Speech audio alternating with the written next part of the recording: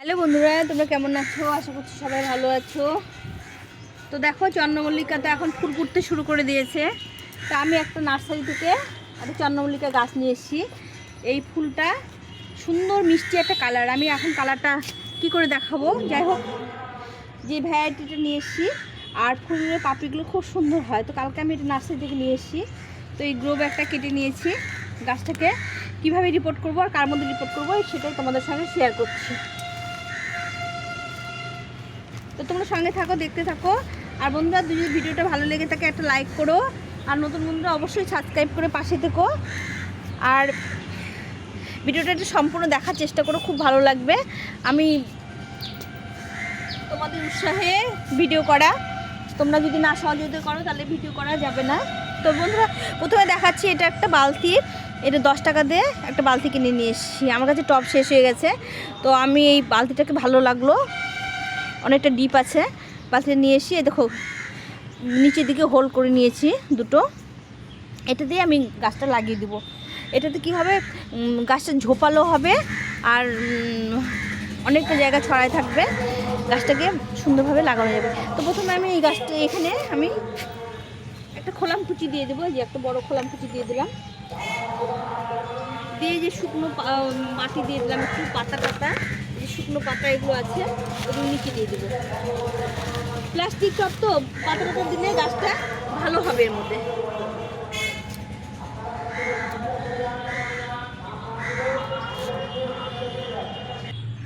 এবার দেবো একটু গোবর সার মিশ্রিত কিছুটা মাটি। এই মাটিটা আমি করে রাখি, গোবর সার দিয়ে, কিচেন কম্পোস্ট দিয়ে করে রাখি। এরপরে দেবো একটু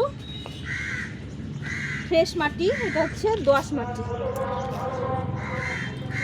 এভাবে করে একটা করে লেয়ার দিলে এটাতে আমি যখন চন্দ্রমল্লিকা শেষ হবে তখন আমি অন্য গাছেও বসাতে পারবো। এটাতে আছে ভার্মি কম্পোস্ট দিয়ে মাটিটা করে রেখেছিলাম। এখন আমি গাছটাকে বসিয়ে দেবো।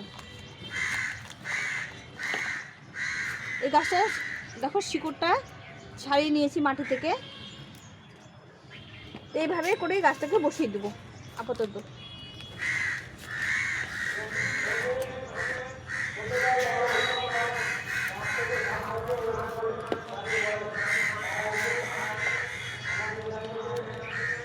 এখন আমি গাছটার এই পাতাগুলো, নিচের পাতাগুলো ছিটে দেবো।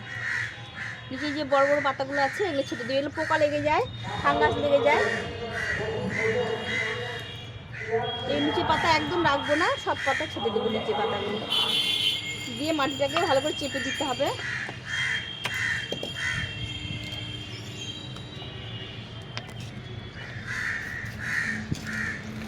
সুন্দরভাবে মাটিটাকে চেপে দিতে হবে।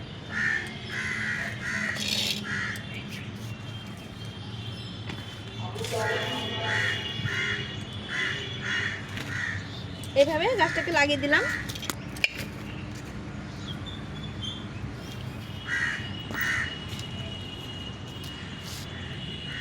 গাছটা দেখো কত সুন্দর লেগেছে, সুন্দরভাবে লাগিয়ে দিলাম। তো বন্ধুরা, এখানে আমার মাঠে বাচ্চাদের খেলা হচ্ছে, মাইকে একটু আওয়াজ আসছে, তোমরা একটু কষ্ট করে ভিডিওটা দেখে নিও। কোনো প্রবলেম হলে একটু কষ্ট করে নিও। এখন এই চন্দ্রমল্লিকা গাছটা একটু ঝোপালো করার জন্য কয়েকটা কুড়ি পিঞ্চিং করে দিতে হবে। একটু বড় হলে কয়েকদিন পরে একটু পিঞ্চিং করে দেবো। তবে এই যে পাতাগুলো সব কেটে দিচ্ছি আমি, এই পাতাগুলো থেকে ফাঙ্গাস অ্যাটাক করে, প্রচুর ফাঙ্গাস অ্যাটাক করে। এইভাবে গাছটাকে চেপে চেপে বসিয়ে দিলাম। এখানে আমি জল নিয়েছি, এর মধ্যে একটু সাব ফাঙ্গিসাইড দিয়ে দেবো যাতে ফাঙ্গাস অ্যাটাক না করে। দিয়ে এই জলটাকে গুলে নিয়ে এই জলটাকে আমি দিয়ে দেবো।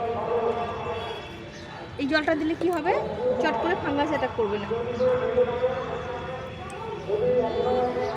তো এইভাবে যদি চন্দ্রমল্লিকা বসানো যায় তাহলে গাছগুলো খুব একটা ফাঙ্গাস অ্যাটাক করে না। তাছাড়া কালো কালো পোকা লেগে এটা ফাঙ্গাস অ্যাটাক করে যায়, তখন দেখতে ভালো লাগে না, আর ফুলও কম হয়। তো এইভাবে আমি এই গাছটা যখন ফুল হবে তখন তোমাদের সঙ্গে আবার শেয়ার করব। খুব সুন্দর ফুলগুলো হয়, একটু পাপড়িগুলো ছাড়া ছাড়া পাপড়ি হয়। তা আমি এটা আজকে কিনে নিয়ে এসেছি নার্সারি থেকে। এই চন্দ্রমল্লিকাটা আমাদের ছিল না। আর এখানে সাদা চন্দ্রমল্লিকা আমার আছে, এই কালারটাও আছে, কিন্তু ওইটা একটু মানে অন্য রকম, সেটা না ফুল ফুটলে তোমাদের দেখাতে পাচ্ছি না। খুব সুন্দর ফুলগুলো হয়। তো ওই গাছটা আমি আজকে লাগিয়ে দিলাম, নার্সারিতে দেখে ভালো লাগলো বলে লাগিয়ে দিলাম নিয়ে এসে। আর এই ফুলটাও দেখো কত সুন্দর পাপড়ি, ঝিরিঝিরি পাপড়ি। তো এবার আমি চন্দ্রমল্লিকা খুব একটা লাগাতে পারিনি, কারণ আমি বাড়িতে ছিলাম না, একটু ঘুরতে গেছিলাম। এগুলো গত বছরের মাদার প্ল্যান্টগুলো। তা ফুলগুলো কি সুন্দর কালার, মিষ্টি কালার। সাদাগুলো দেখো কত সুন্দর, জারবেরার মতো। তো এই গাছটা লাগিয়ে দিলাম, যখন ফুল ফুটবে তোমাদের সঙ্গে আবার শেয়ার করবো। গাছটা ফুলগুলো খুবই সুন্দর হয়, আমি তোমাদের বুঝাতে পারছি না আর দেখাতেও পাচ্ছি না। যখন ফুল ফুটবে আবার তোমাদের সঙ্গে শেয়ার করব। তো বন্ধুরা, আজকে ভিডিওটা এই পর্যন্তই। সবাই ভালো থেকো, সুস্থ থেকো, সবাই গাছ করো আর এইভাবে নতুন নতুন গাছ করো। আমি আজকে চন্দ্রমল্লিকা লাগালাম, সেটাই তোমাদের সঙ্গে শেয়ার করলাম। তো এখন এই পর্যন্তই, টাটা।